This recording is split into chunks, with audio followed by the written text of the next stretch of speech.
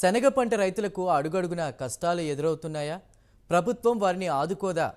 పంట దిగుబడులు రాక అల్లాడుతున్న రైతులకు కనీస మద్దతు ధర కూడా ఇవ్వడం లేదా అంటే అవుననే అభిప్రాయం వ్యక్తమవుతోంది. ఈ నేపథ్యంలో రైతులను ఆదుకునేందుకు రాష్ట్ర ప్రభుత్వం ముందుకొచ్చింది.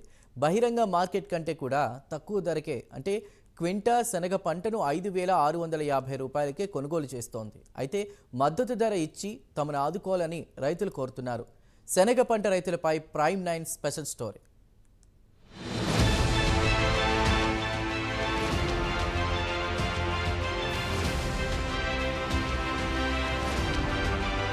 కడప జిల్లా రబీలో బుడ్డ శనగ బెంగాల్ గ్రామ్ పంట సాగుకు 25% సబ్సిడీతో విత్తనాలను రైతు సేవా కేంద్రాల ద్వారా అందజేశారు. జిల్లా వ్యాప్తంగా రబీ సీజన్లో 82,265 హెక్టార్లలో శనగ పంటను సాగు చేస్తున్నారని అధికారులు తెలిపారు.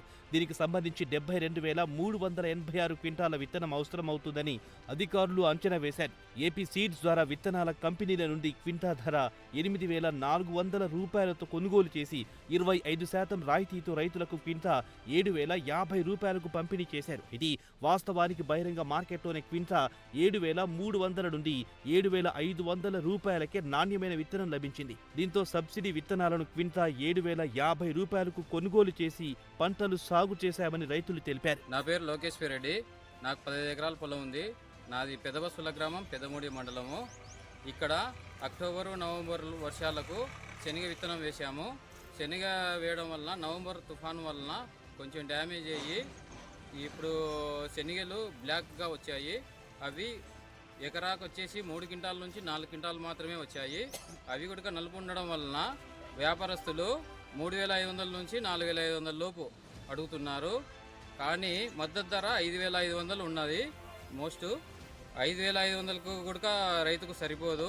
ఏపీకి గవర్నమెంట్ ఒక 500 నుంచి 1,000 రూపాయలు పెంచి మార్కెట్ ద్వారా కానీ కొంటే కొంచెం రైతుకు ఉపయోగకరంగా ఉంటుంది.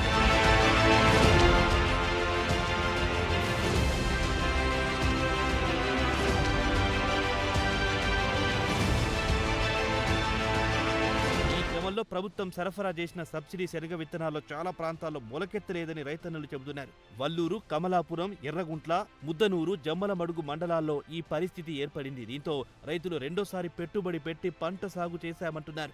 ఎకరాకు 25,000 నుండి 30,000 రూపాయల వరకు పెట్టుబడులు పెట్టామని పేర్కొన్నారు. తీరా పంట పూత కాయపట్టే సమయంలో వర్షాలతో పాటు పొగమంచు కురవడంతో శనగ పంట దిగుబడులు పడిపోయాయని ఆవేదన వ్యక్తం చేశారు. ప్రస్తుతం పంట చేతికొచ్చిన సమయంలో ఎకరాకు 8 బస్తాల దిగుబడి రావాల్సి ఉండగా 3 నుంచి 5 బస్తాల దిగుబడి మాత్రమే వచ్చిందని రైతులు ఆందోళన చెందుతున్నారు. నా పేరు రమణారెడ్డి, పెదవసల గ్రామము. నాకు 10 ఎకరాల భూమి ఉంది.